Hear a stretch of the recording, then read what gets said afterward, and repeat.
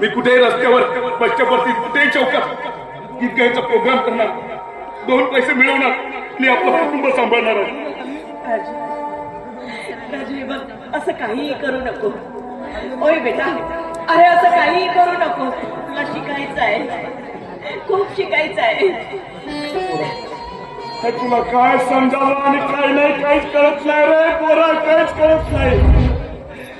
परमेश्वरा, हे बघितलंस आमचा संसार, बघितलंस माझ्या मुलाला एक कुमार काम येत नाही म्हणून तो वेगळा मार्ग शोधण्याचा प्रयत्न करतो, तर तुला आमची दया येत नाही येत रे दया, नाही येत दया.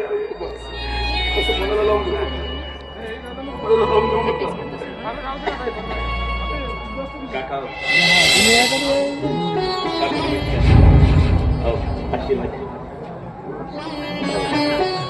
काय म्हणाली इन्स्पेक्टर?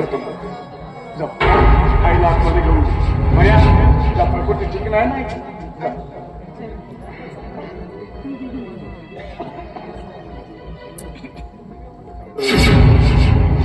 बोल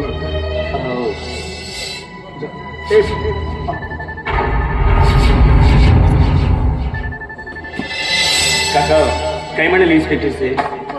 इन्स्पेक्टर म्हणाले की तुझ्या मुलाची फाईल पूर्णपणे बंद केली. काय? होय. अहो पण तुम्ही त्यांना रिसर्च सांगायला पाहिजे होते की काय नेमकं घडलं ते. त्यानं सांगितलं ना की माझ्या मुलाचा खून झाला म्हणून हे सगळं काही सांगितलंय. ते म्हणाले की तुझ्या मुलाचा खून नाही झाला तर तुझ्या मुलाने आत्महत्या केलाय म्हणून, आणि त्या सगळ्या तुलाही अटक करू शकतो असे म्हणाले. तसं धमकावलं आणि हाकून दिलं. मग मला सांगा, आम्ही गरीब माणसानं कुणाकडे दाद मागायची? अहो पण काका हे जगजेर झालेलं आहे की तुमच्या आनंदच्या कोणत्या खडकसिंग यादवने केलंय म्हणून. हे संपूर्ण जगाला माहिती आहे. आणि तरी सुद्धा त्या इन्स्पेक्टर गणपत गायतोंडेनी साधी तुमची रिपोर्ट सुद्धा दर्ज केली नाही काका. पण हे बघा काका, या संपूर्ण जगाला माहिती आहे की त्या खडकसिंग बियाणे, त्या खडकसिंग यादवने आपल्या तलवारीने भोसकून तुमच्या आनंदचा खून केलाय. आणि हे संपूर्ण जगाला माहिती आहे. आणि तुम्ही गेलेले असताना साठी त्यांनी रिपोर्ट सुद्धा दर्ज केली नाही. बरोबर आहे ना काका? बरोबर आहे, कारण आपण गरीब माणसं आणि आपल्या गरिबांची फिर्याद ह्या भ्रष्ट शासनापर्यंत कधीच पोचणार नाहीये. हे बघा काका, हो तो गणपत गायतोंडे आहे ना, तो गणपत गायतोंडे ड्युटी फक्त आणि फक्त सरकारची करतो आणि गुलाम मात्र त्या खडकसिंग यादवचा आहे. तुम्ही अजिबात काळजी करायची नाहीये. हा हाडाचा पत्रकार आहे, हा हाडाचा पत्रकार धीरच देत नाहीये.